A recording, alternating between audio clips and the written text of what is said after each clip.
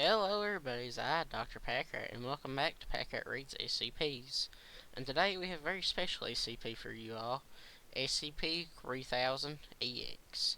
Now for those of you who don't know, EX in the Foundation means explained, meaning it is explained and no longer considered an anomalous object. So, let's begin. Item SCP-3000-EX Object Class Explained. Special Containment Procedures. Containment is no longer required as of April 10th, 1987. The items previously designated SCP-3000-1 through 4, together with related materials, have been returned to civilian authorities. Description: SCP-3000-EX is the collective designation for a set of 4 modified hospital beds and other items which were originally hypothesized to have mind-altering properties. Comprehensive testing of SCP-3000-EX, Person of Interest 3001, and all other materials recovered in conjunction with SCP-3000-EX have confirmed that they are not anomalous. A full list of SCP-3000-EX items is set out below. 4 hospital beds, dated manufactured no later than 1975. The beds have been modified by the attachment of short lengths of metal pipe of various sizes and configurations. The pipes are attached to all side rails of the bed by metal clamps or have been imprecisely welded in place. 7 IKEA brand directional 4 lamps, 2 without bulbs, together with extension leads and power strips. 12 bottles of sleeping pills. 9 pairs of handcuffs, together with several sets of what appeared to be improvised manacles. Several of these were attached to the metal pipes on the hospital beds. 6 steak knives. 1 knife sharpener. 1 chest freezer containing multiple cuts of red meat. Meat was later identified as beef. 3 eviscerated human corpses, all teenage males. The bodies were later identified as those of Gavin Straub, Michael Clark, and Jerome Simmons, noted in Texas state records as missing persons. SCP-3000-EX was recovered on April 4th, 1987, following interception of Tarrant County police communications with high incidence of trigger phrases. Key phrases included murder, ritual, kids, flesh, speaking in tongues, and cult-like. Agents from Site-73 were deployed to the crime scene, a suburban house in Arlington, Texas, owned by Carl Fraser, designated POI 3001. POI 3001 had been arrested by county officers. All SCP-3000-EX items were located by the basement of the house. The bodies were handcuffed or manacled to the hospital beds by the wrists and ankles, and had been dead for between 5 days and 3 months before discovery. All 3 corpses were emaciated and showed signs of malnutrition and starvation over a period of at least 4 weeks. Their torsos were smeared with combinations of human and animal blood. Cause of death was determined to be severe internal bleeding, organ damage, and disembowelment, likely with the steak knives found at the scene. Each of the bodies was found holding a steak knife in its right hand. Further investigation uncovered a pit dug beneath the garage, filled with quicklime and containing body parts from at least 10 unidentified individuals.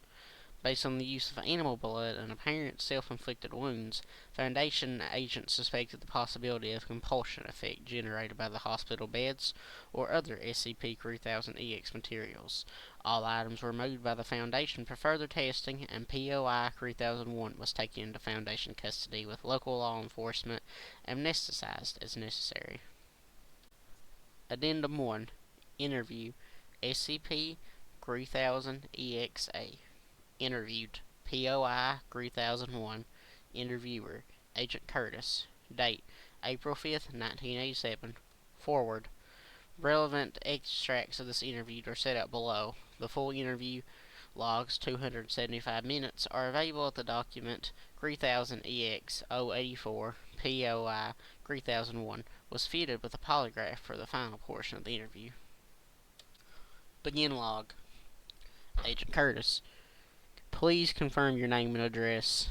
POI 3001, Carl William Fraser, 17 Old Grove Drive, Arlington, Texas, United States of America. It was my grandma's house.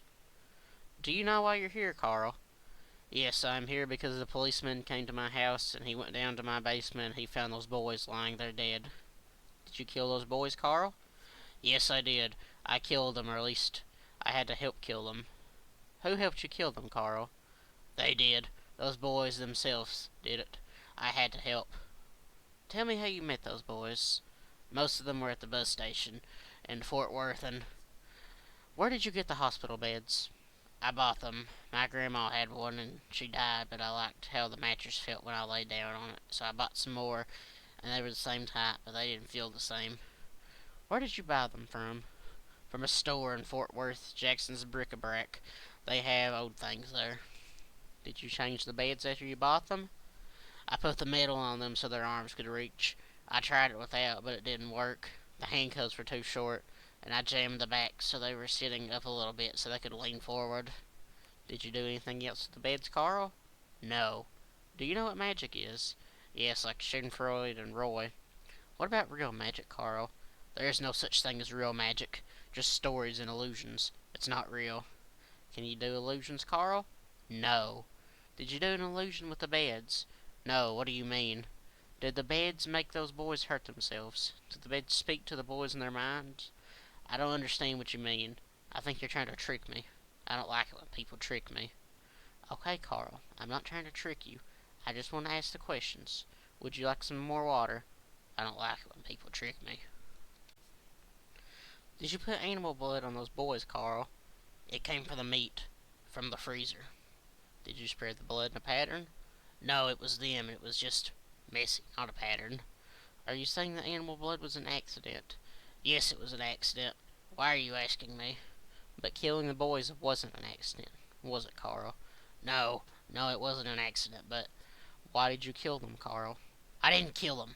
I told you, I didn't kill them. I just helped. Okay, then. I killed the other ones, the first ones, but I didn't know any better, and I was funny from the beer, and I grabbed his neck to stop him from leaving, and when I woke up, he was dead.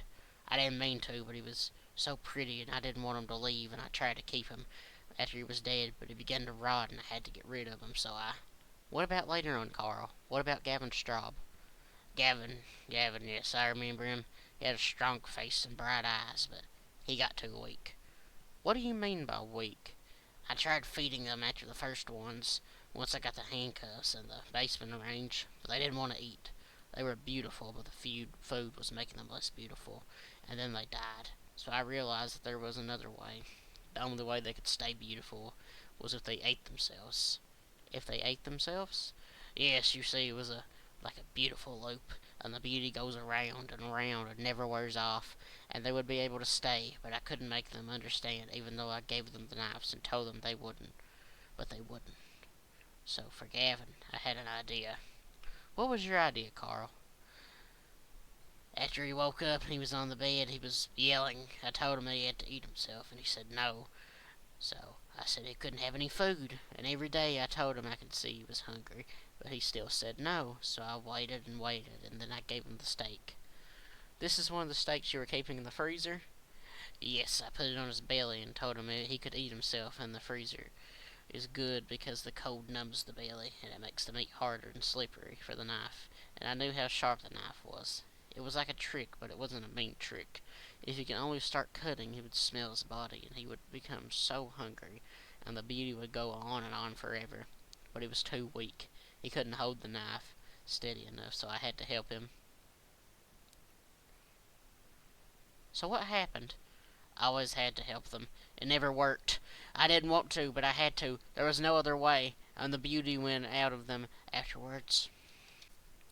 I'm going to tell you some names now, Carl, and you tell me if you have heard of them, okay? Okay. Addendum's wake. No. Ion. Like in chemistry? No, it's a name. Do you know Ion? No, that's a strange name. The Order of the White Worm. No. The Fifth Church. No. There's a Catholic church off Dibley Lane, I think. Tatul. No, it's not a word. Are you trying to trick me again? No, Carl, I'm not. I'm just asking you whether you know it. That's not a real word. Okay, the Velt. Afterward, Polygraph results were negative for all anomalous connections of groups of interest. Further testing confirmed that neither POI 3001 nor any of the SCP-3000-EX items had any anomalous properties. POI 3001 was anesthetized and returned to Tarrant County Jail. Addendum 3000-EXB Local Media Report. Source: Arlington Voice Newspaper, page 3, date August 12, 1987. Headline: Murder Trial Collapses. The murder trial of the Arlington cannibal was thrown out of court yesterday when the district attorney's case collapsed in spectacular fashion. The alleged murderer, Carl Frazier, 38, has been released from custody, and the DA would not confirm whether further charges would be filed.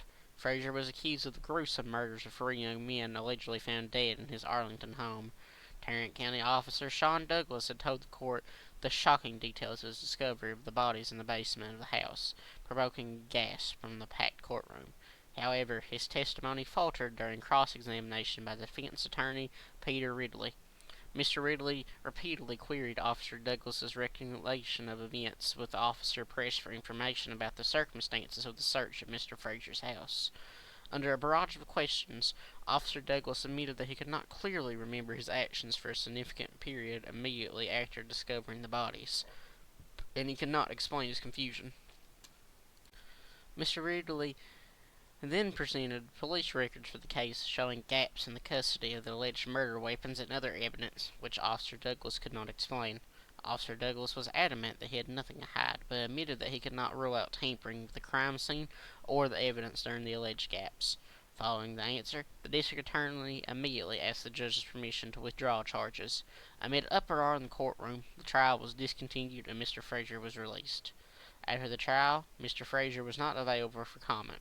Mr. Ridley gave a short statement to reporters gathered outside the courthouse, noting that his client had been exhausted by the proceedings and wished to be given privacy on his return home. Update: 15th of August, 1987. Foundation standard procedures for the use of amnestics have been amended. The Ethics Committee is debating on a proposal related to SCP-3000-EX. Please see document EC-87054. Well, anyways, that was SCP-3000-EX. I hope Mr. Frazier gets what's coming to him. Like I'm sure many of you know, the Foundation never has enough D-Class personnel. And I hope that the Ethics Committee was able to resolve this issue. Thank you all for listening, and I will see you later for our next lecture. Goodbye.